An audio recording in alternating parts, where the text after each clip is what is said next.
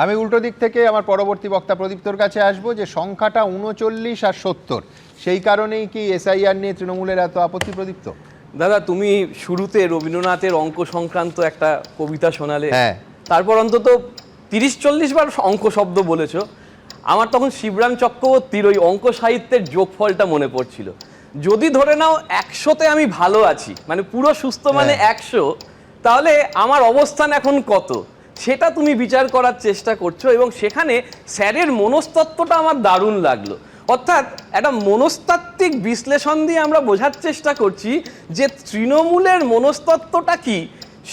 ২১৫-৭০ শিবরাম চক্রবর্তীকে মনে করে দেখো, আর ৭৭-৩৯ শিবরাম চক্রবর্তীকে মনে করে দেখো যে কে কতটা মনস্তত্ত্বে ভালো আছে বা মন্দ আছে।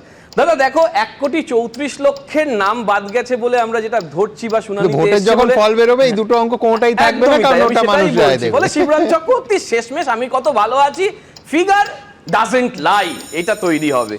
এখন ইসিআই এর কাছে তো ওসেনিক পাওয়ার আছে, আমরা দীর্ঘদিন ধরে শুনে আসছি। ইসিআই এর হাতে এত বড় পাওয়ার আছে যে ইসিআই কি কন্ট্রোল করতে পারে, সেই শেষ চাবিকাঠিটা মমতা বন্দ্যোপাধ্যায়কে দেবে, সব বুঝতে পারলাম।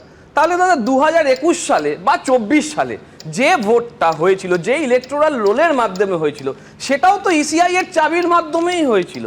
সেই চাবিতে কি করে তৃণমূল উত্তরণ ঘটলো যে ২১ সালের ভোটের পরে দিলীপ ঘোষ বলল যে ভোটটা বেশ ভালোই হয়েছে, ২৪ সালের ভোটের পরে সুকান্ত মজুমদাররা বললেন ভোটটা বেশ ভালোই হয়েছে, বা এত অভিযোগ যেখানে যাদের যে যে জায়গায় আছে সেই কেসগুলোরই বা কি হলো?